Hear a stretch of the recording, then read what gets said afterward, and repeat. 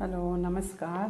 मी उद्या नाश्त्यासाठी ओट्स भिजवते. आता ओट्स हे दुधामध्ये मी आत्ता घालणार आहे. हे बघा, हे ओट्स आहेत. हे ओट्स आणलेले आहेत मी. त्याच्यावर लिहिलेलं आहे क्रीमी ओट्स आणि त्याच्यामध्ये मी हे चिया सीड घालणार आहे. हे बघा, ब्लॅक चिया सीड. तर हे मी साधारण 4 चमचे ओट्स घेतलेले आहेत आणि त्याच्यामध्ये मी आता एक चमचा हा भरून चिया सीड घालते. हे बघा, हे ह्याच्यामध्ये घातले.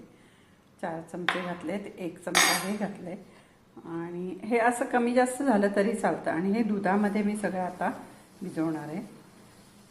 रात्रभर मी असंच ठेवणार आहे, फ्रीजमध्ये ठेवून देणार आहे.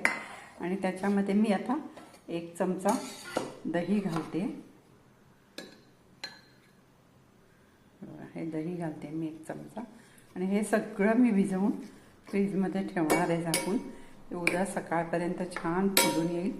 आणि मग त्याच्यात लागलं तर मग दूध घालणार आहे थोडं आणि मग हनी आणि एखादं फ्रूट घालून, थोडेसे ड्रायफ्रूट घालून ते खायचं आहे. खूप हेल्दी नाश्ता आहे आणि ओट्स नेहमी चांगले असतात शरीरासाठी, त्यामुळे.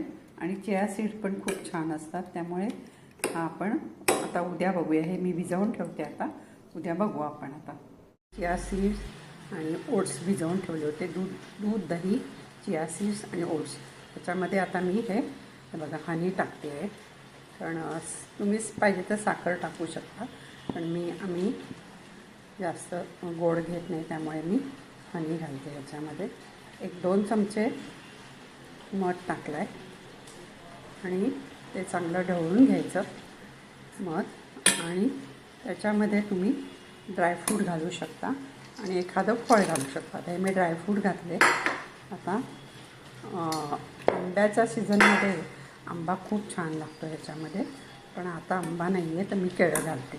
आता मी ह्याच्यामध्ये बनाना टाकते, कारण बनाना हे सगळ्यांच्या घरी असतं शक्यतो. जे असेल ते फळ टाका तुम्ही. स्ट्रॉबेरी वगैरे टाकली तरी चालेल, तुम्हाला जे आवडेल ते फळ टाका. हे बघा, हे एवढं घट्ट आहे. तुम्हाला जर अजून पातळ हवं असेल ह्याच्यात तुम्ही दूध टाकू शकता.